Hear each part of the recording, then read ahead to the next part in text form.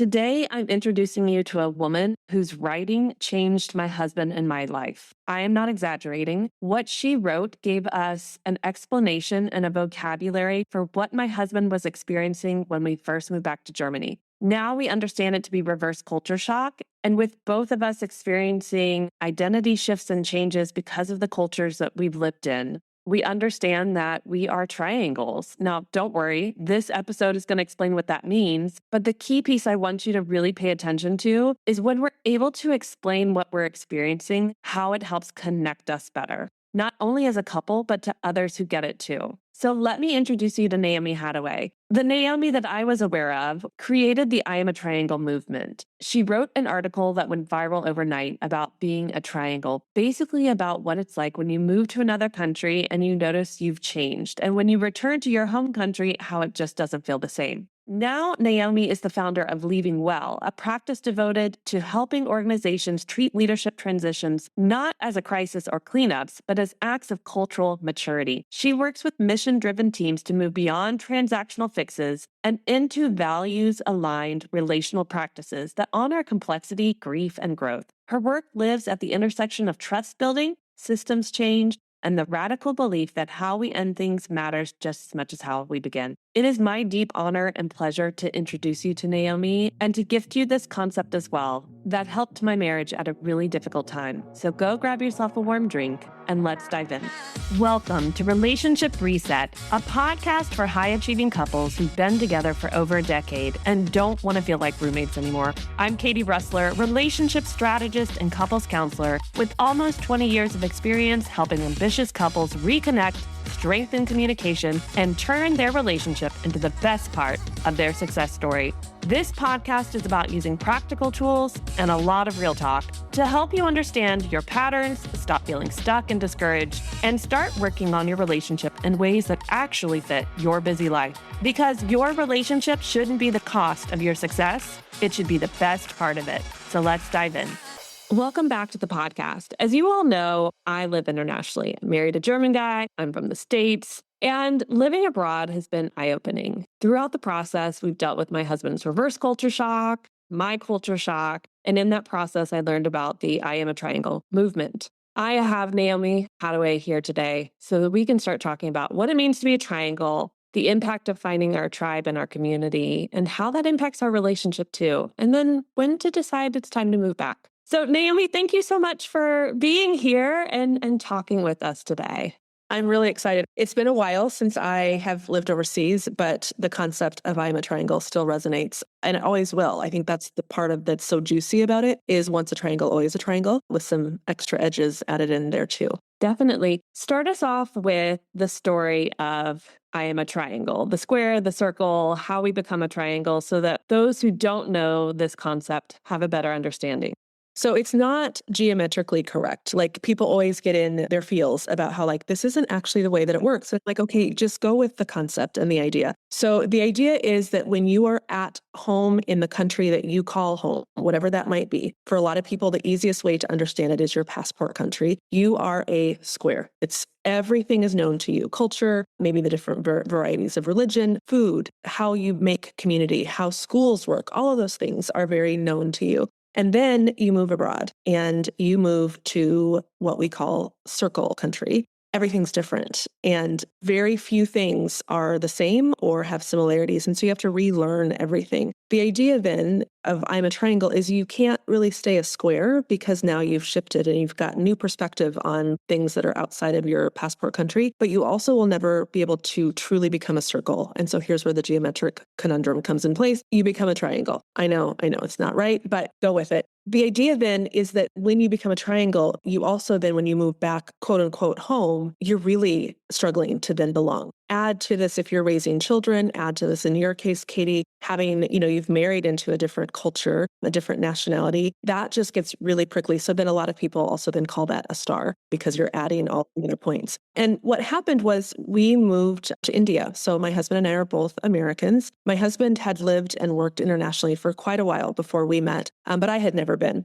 India, as we now know it, was a decision that we both made for each other. We thought, we tell the story that we were at a party many years later, and he overheard me saying that I said yes to India because I knew it would help his career. He came over and he was like, actually, I recommended India because you were having a hard time where we were living, and I thought you needed a change of pace. And I was like, anyway, so we lived in India for 3 years, and we actually moved there with the intention of it being permanent. So we sold everything. We packed up a shipment full of things and we moved. We then spent a year in Singapore, and then we repatriated very quickly because of an illness that we don't need to get into today. But it was because we intended to live there, and then because we repatriated so quickly, I had a lot of shock on the way back. And my mother had served as a missionary in Africa, and she heard of the concept first. And then I wrote a blog post about it, and it touched a lot of people. And I wrote a blog post, or a series of posts after that, trying to just reconcile how I could support the community that was forming naturally. And the short of it is we formed a Facebook group. It grew to 17,000 people. And like you said, the movement was born. And it really provided just such a beautiful way for people to say, oh, that's me. And it allowed people to, one, better understand themselves, but two, find their people, find their community. Because once you're a triangle, it's very hard to fully connect with the square or a circle or another square in a different country. Or it's other triangles that you go like, ah, you get it. You understand me. Did you have that same experience too?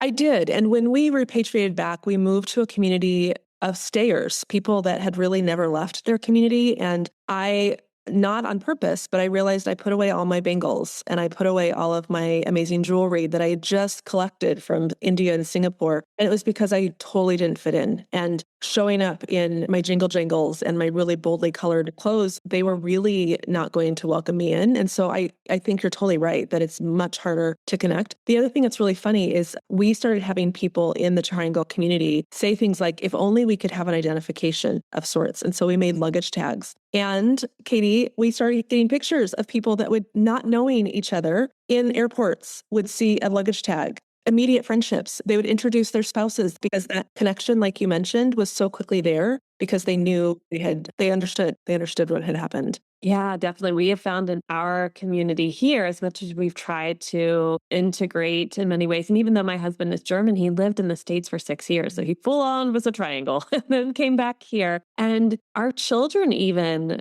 really get along with other star kids, much better than they do the kids that are fully, completely German. And that's because they can speak in either language, they can use different terms and things, and it's not like, what? Why are you saying that? Or go back to your home country. Things like that. Those types of comments that kids will say to each other because they learn it from their parents. Those things, fear. And our kids, as they've gotten older, we joke about this, but I think there's some truth to it of one of their first making friends questions is, do you have a passport? And if they say no, that's a really clear indicator to our kids that it's like, oh, we probably won't have much in common. And, you can say what you will about privilege around passports, especially as an American, but there are certain things that you're going to be able to, and your kids will be able to identify as these are my people or these are not. It's real. Yeah. Here in Europe, a passport is you don't have a passport? Are you okay? What's right. Something wrong? You literally drive 2 hours, you're in another country, you need your passport. Right. It's so normal. Share with me your experience then of living in India and Singapore, finding your tribe and community, and also what that was like for you guys as a couple.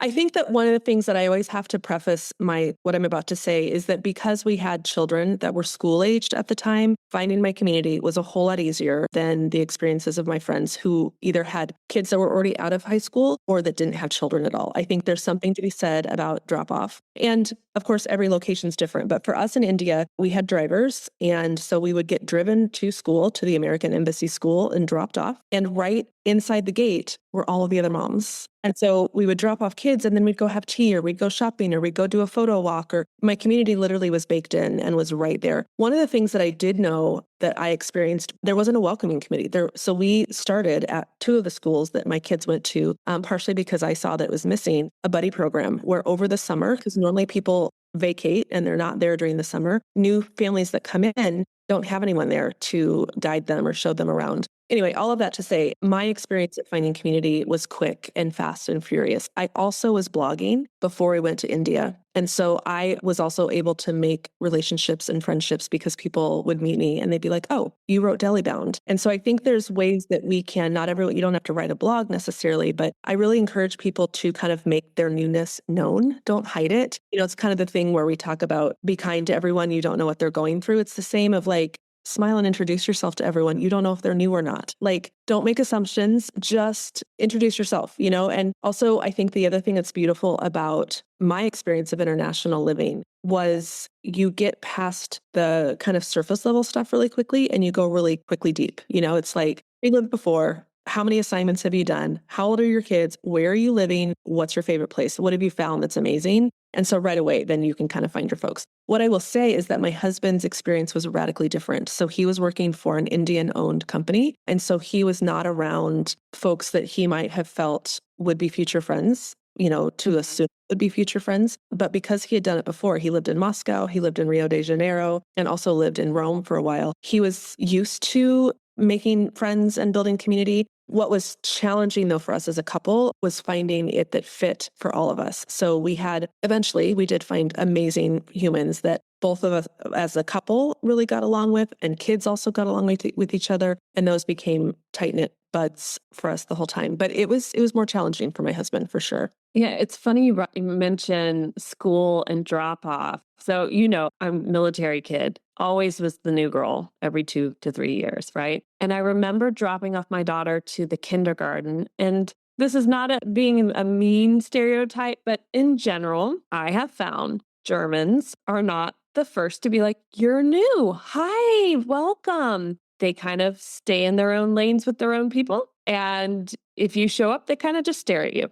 So I remember it was probably the first week of that. I'm pregnant. It's just this difficult time. And I'm like, huh. And I sat in my car and I started crying. And I text messaged the one friend from my last high school I went to who was like, hey, new girl, come sit by me. Because she had been the new girl 2 years before. She was the one like you was like, oh, we're going to bring the welcome committee. Nobody's doing it. I'm going to be that. Right. And I said, thank you so much. I started crying. I was like, thank you so much that you welcomed that 15-year-old who was brand new and didn't know anyone and was like, my parents are getting divorced. My whole world's going up and I need somebody. I wish I had that now in this kindergarten. I just thought, how can I be that for other women who show up? Whether, here with the Ukraine war, Yep. we had many Ukrainians and I was like, hello, hi, what can we do? How can we support you? Their children didn't know German.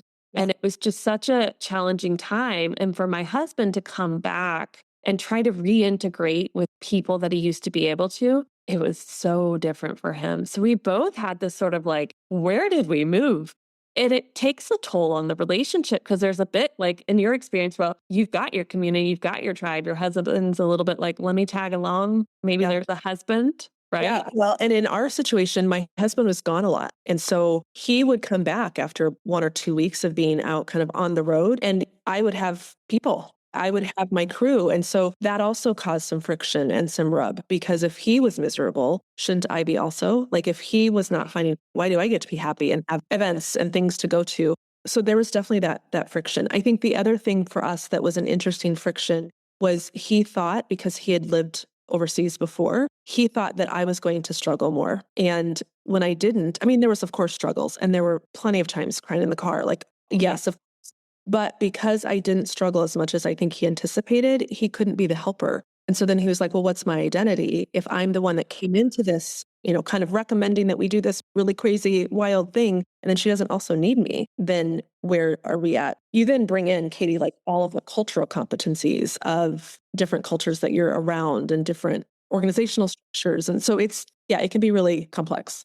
How was it for him and for you with the moves and work and the shifts and changes and like, okay, now we're leaving this company, we're going to the next. What was that like? Yeah. So I think that from my point of view, I've always been very proud of him because we call him the fixer. He is asked to come into a company to help get their bottom line or their maintenance or whatever it is under control. And then he fixes that and then he's ready to move on or they're ready to have him move on because the thing is no longer an issue. To me, during the early part of our kids' lives, it felt exciting and really intriguing to be able to have new things all of the time. As our kids got older and as we repatriated back to the States, I got really, really tired of that. And I started to cement my own roots with my work, my civic engagement, my owning my own business, those kind of things. And so then the frequent moves became not so cute anymore. And it started to be also in the same time when our kids had, in my opinion, less need to be as rooted. I think it's more important when they're younger, as they were getting into high school. I didn't see it as big of a deal. And so over the last 7 to 8 years, I have made my own decisions around staying or going, moving or being put. And then he's the one that kind of oscillates around. Currently, he lives in a different state than I do, and he travels back and forth. So he's the one that has to relocate himself for his job. And I'm the one that is choosing to put roots down. And I think that is something you also have to navigate in your relationship is whose decisions weigh heavier, who has decision-making power. And when we were forced to reckon with a new move, we put together a matrix. We called it the decision-making matrix. And it had a series of questions about what we each needed to feel whole in the places that we lived, what the climate was like, even specifically around weather, how close was the opera, how close was the countryside, how long was it going to take for our kids to get to school. And then we we weighted all of those answers. And so it popped out this beautiful formula that basically said, yay or nay, like you should do this thing. And that helped also take away from ourselves as individuals the weight of having the conversation. It gave us this tool, which then prompted a lot of beautiful conversations. It was awkward and complex and terrible at times trying to make those decisions. Now we kind of laugh about it because it's like, good gosh, like all the things that we've done and all the places we've moved. But yeah, I don't know where I was going with all of that, but that's my answer to whatever it is. Yes. Well, it's funny. My husband and I had the Excel spreadsheet that weighed everything on a scale of 1 to 10, and then what percentage importance was each of those categories. And then it had this whole math equation. And at the end of the day, both America and Germany at that time were equal. And it was like, okay, so what do we do? Right. And it was like, well, we've lived here. Let's go live in the other place and explore and see what we think. And we always said 3 to 5 years. And then close to the 5-year mark was COVID. So it's like, well, we're here. And at that point, my mom had died. And it was like, I don't, I've got family to go back to, but like, really, let's make this work here. I think you raise a good point that I think is really important about time. I think it's really beautiful to be able to say, even if it's not what ends up happening, what your expectations are of the time that you're going to give a place. I talk to my clients now all the time within the same kind of leaving well work around executives. How long do you want to stay? And think about that on the front end, because then it makes it a lot easier to design very intentionally the time that you're there. I think giving yourselves, to your example, 3 to 5 years means you can also design what does year 1 look like? And what do you want to feel at the end of year 1? What does year 2 look like? And then when you design those things, then it's easier to point, when are we going off the rails? Like I wanted to, by the end of year 1, I wanted to have seen specific things in India. By the end of year 1, when I didn't do it, I was like, what's stopping me? Like kids, is it finances? Is it time? Is it, what is it? So that year 2 then was beautiful. We got to do all the exploring. And so I think I just am so glad that you mentioned that about like the intention of 3 to 5 years as an example. Yeah, definitely. I want to bring up the experience that our children have. I remember you telling me the story about how at school, when you guys returned back to the States, your daughter's basically first ABCs were not the ABCs in English, and how the teachers were like, there's something wrong, there are issues. And you're like, hello. She learned out India. Yes, it was actually currency. It was currency. And my daughter could not get dimes, pennies, and quarters back in the United States. And I got this very worried call from her teacher saying, we really need to have a parent-teacher conference. And we sat down and she was her whole face was so fraught with worry that there was something wrong with this sweet child, that she may have had a learning disability. And when she said that, I didn't catch it at first. I was like, well, that is strange that she doesn't know currency. And then all of a sudden it came to me. I was like, oh yeah, that's because she knows rupees, not dollars. And what was interesting about that, Katie, was that I realized that our kids were not telling the story of where they had just been because of their own struggle to try and figure out, like, if I tell them, will I fit in? And I don't know if this is true, but I would guess that maybe one of them, like maybe she did say to a new friend that she had lived in India. And I'm sure that maybe it's possible got made fun of, or someone didn't believe her. In her little mind, it was, well, I won't tell anyone then. And I think I resonate with that because if someone doesn't get you or doesn't understand the why or how complex of a human you've become because you've lived outside of your home country, it's easy to just be like, oh, well, then I'll just go inside my little shell. And I see her now, she's now a sophomore at college, and I see her gravitating towards either kiddos that are international foreign exchange students or that have a very deep connected lifeblood to their culture in a different homeland than America. And so I think that we will, again, like we talked about at the beginning, forever be triangles and stars.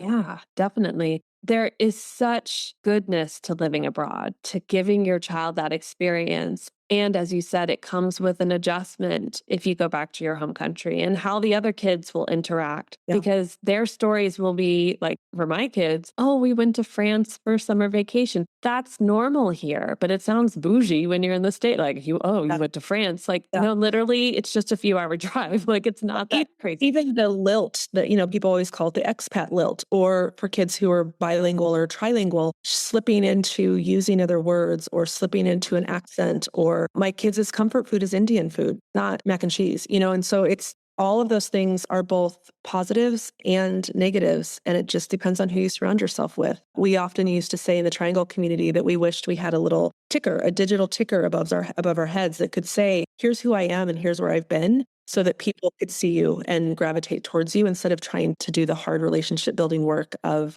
unearthing those things. Yeah, it's hard. Definitely. Again, absolutely worth it, but something to be thinking about for those of you listening who are like, okay, we're trying to navigate this or trying to decide if we're going to move back to one of our home countries. Another piece I always find interesting, and it sounds like with your husband, there's a little bit of this. I always joke that like I fell in love with the American version of my German husband. And then we moved to Germany and I got the German version of a German husband. And I was like, I don't know about you. Wait, who are you? Like, you seem different. I think as we become triangles and we're then put back in our home country or even in a totally different new country that's maybe different from where we became a triangle, versions of us come out 100%. that are sandpaper in our relationship. How was your experience? So I'm so glad you brought this up because I haven't talked about this, I don't think, with anyone. My husband is Southern, Georgia in the United States, very Southern. I mean, I'm talking accent, the way words are pronounced, behaviors, all the things. When I met him, he had been living in Rio de Janeiro. Right before that was Moscow, and before that was Rome. And so I fell in love with the international version of my husband. We are now back literally on property or two away from where he grew up. And I am relearning the Southern Georgia version of my husband. Yeah. And then with the edge and the scratchiness of having lived abroad. So his brother and their family live literally, I mean, we can't see them from here, but it's like over the creek and across the woods. They are so similar, but my husband has this added triangle-ness to him. And so watching him even go in and out of how he behaves and how he acts. The other thing that was really wild to me was watching him interact with his Indian counterparts. So in India, there's literally a term called peon. I mean, it's like a title. And I mean, to me, peon means like little guy or like bottom of the rung, but that's a role that people have. And so he would come home and he would say the peons. And I'm like, that is so rude. Like, that's not who I love. Like, why are you acting like this? And then he would translate for me, like, no, that is for me to be culturally appropriate. I need to refer to build trust. And so I think that there's this scratchiness around the advancements of ourselves as humans, then how we watch our loved ones advance. And then sometimes it feels like regression. The one thing I will say though, is that we always relied on each other and we were able to say, you're doing that thing again, or you are going a little too far into the caste system-esque version of when we lived in India. Like, it's really helpful to be able to just name those things with your loved one, especially when, like you said, you fell in love with maybe a different version. Yeah, so much. There's so many complexities to this, Katie. I'm telling you, my book, it's coming. It's this is like, I have to write a book about this because it's the I Am Triangle, but couples edition. Yeah. So many layers to it that you don't go into. You can't. There's no way anyone can prepare you for this. Yep. So many times too, even if you did prepare yourself, your unique experience is going to be wildly different even than the book. A family that has, I think, 3 redheads, and I think they call themselves the 3 gingers or something. It's a family that lived, I think, in Hong Kong maybe as expats. And they were so popular during the time we were living overseas because kids could see themselves in these 3 girls. But then what would happen is they'd be like, but that wasn't my experience. My school experience was different. And so it really brought up all these beautiful things around you can't prepare for it. You can research and have things inform, but your unique experience is still going to be yours, which is why I'm so glad you offer your services so that people then can come and say, okay, help me through this and help me navigate. Right, absolutely. Let's talk about the challenges and the preparation of moving back, stepping away from your work, leaving the community you've built, even making the decision to go. I know you shared for you guys there was a health reason, but you've navigated it with others where it's a maybe one of them's not happy. Maybe one of them says, okay, well, the job here's done and there's nothing more for me to do. What would be some tips and some things to help couples to navigate that next stage? I think we've already kind of talked about one of the big things, which is do it together. There's nothing worse than making assumptions, similar to my husband and I going to India. Like making assumptions about what the other person needs is, I think, one of the most harmful things. The other thing I think that I would recommend, and you may feel differently about this, we did not consult our kids about our decision. We told them, of course, but they were not part of the decision making. And one thing that I have learned that we did that was a mistake. So when we lived in Singapore, I had moved with the kids to Singapore because of my health issues. My husband remained in India. And so once a month-ish, he would come visit us in Singapore. And it just got to be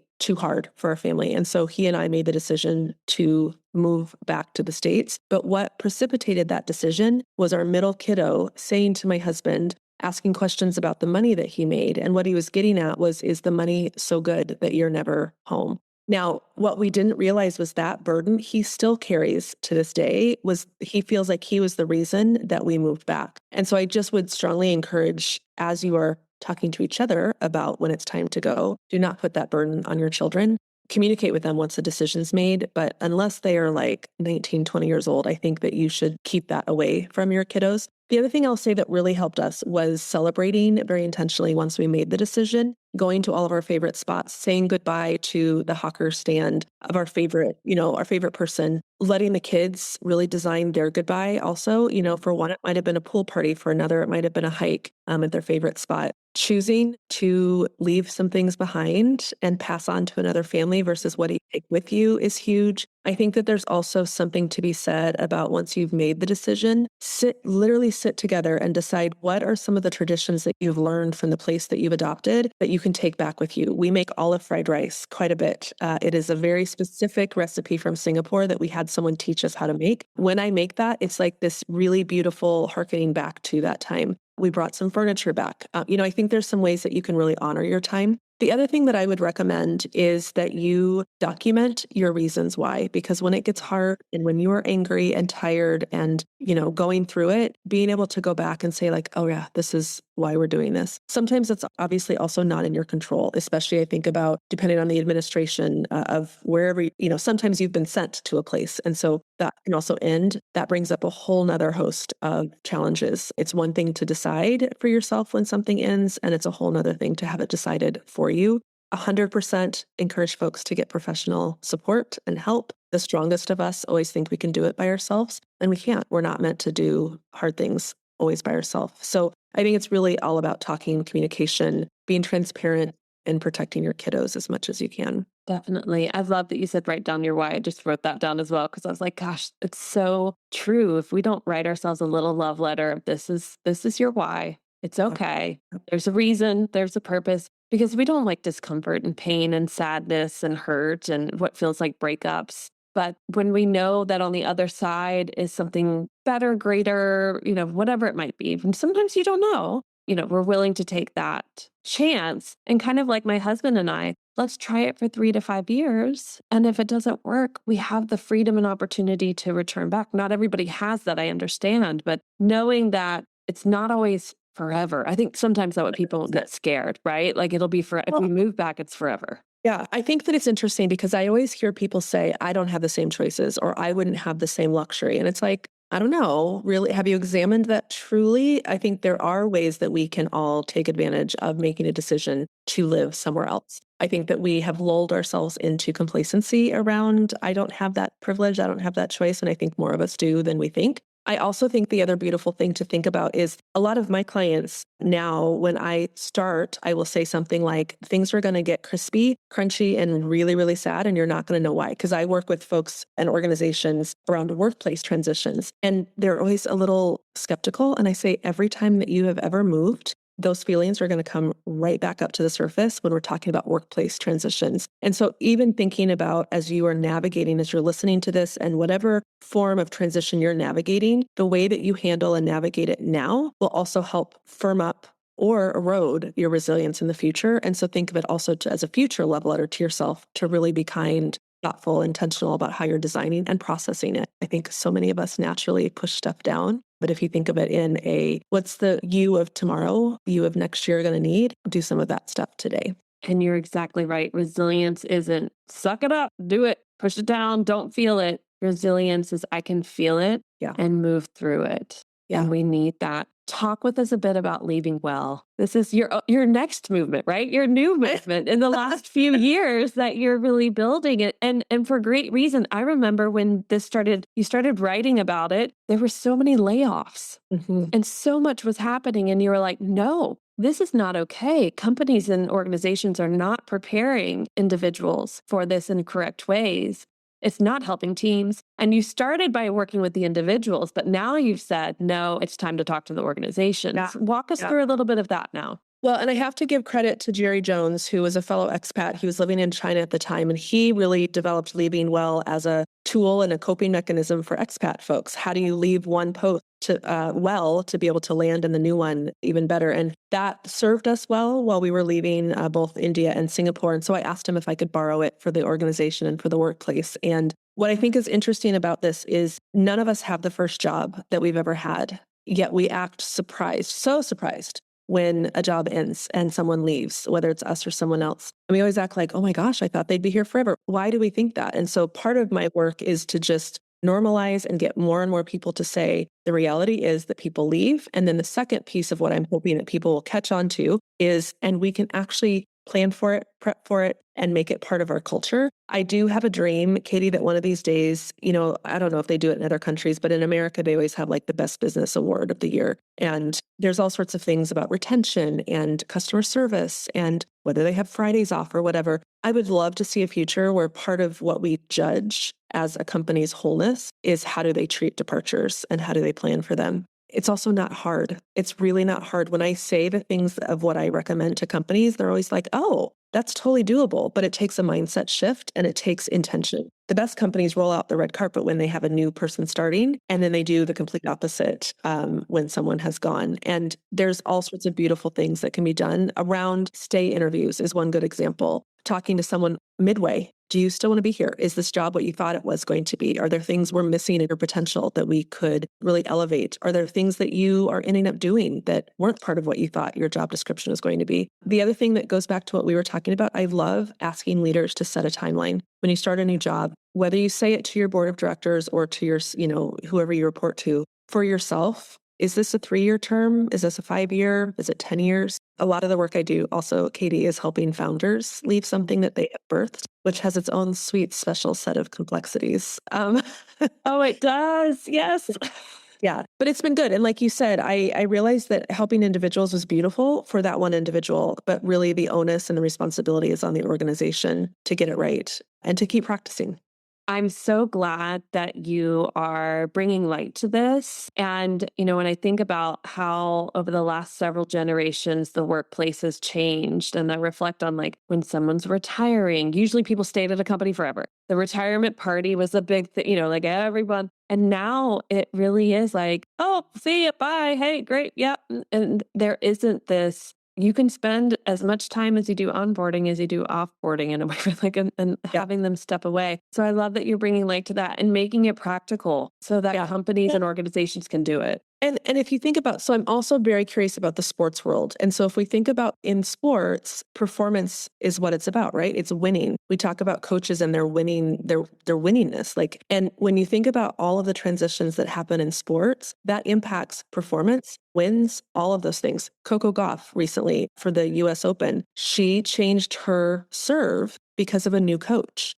News alert, she didn't win the US Open, and her serve, she kept faulting at the serve line because of this new, it affected her performance. And so if we know that it affects performance, we also owe it to our organizations, to if a nonprofit, if a hospital system, you have to keep the mission moving forward to serve your clients and your customers. So letting a disruption of someone leaving impact your ability to serve is like a huge miss, and we can avoid that. Anyway, I could talk about this 3 episodes, so I'll stop there. But it's really important, and I'm excited to be doing this work. Yes. Oh, I'm grateful. Naomi, if people want to connect with you after listening to this episode, where's the best way for them to find you? Yeah, the best way is naomihathaway.com. On there is an organizational assessment where you can find out the kind of workplace archetype around transitions that your organization might be. There's 4 of them, and it's a pretty enlightening assessment. So I would encourage folks to check that out. There's also almost 100 episodes of a podcast and lots of articles, so you can peruse and spend lots of time learning about it there. Yes, definitely. I'll make sure the link is below in the show notes. Again, Naomi, thank you for sharing your story, your experiences, and your wisdom with us today. Thanks, Katie, for having me. So good to chat with you. And dear listener, we'll see you next time. Before you go, I want to leave you with this. The effort you put into your relationship is one of the most important investments you'll ever make. How you communicate and grow together shapes your home, your leadership, and the example you set for the people around you. Relationship work is truly legacy work, and it quietly impacts more lives than we often realize. If this episode resonated, consider sharing it with someone you care about, a partner, a friend, or another couple who's building a full life and want their relationship to be the best part of it too. And if you're enjoying these conversations, make sure to follow or subscribe to Relationship Reset. Leaving a rating or review also helps this message reach more couples who are ready to grow with intention. I'll see you next week.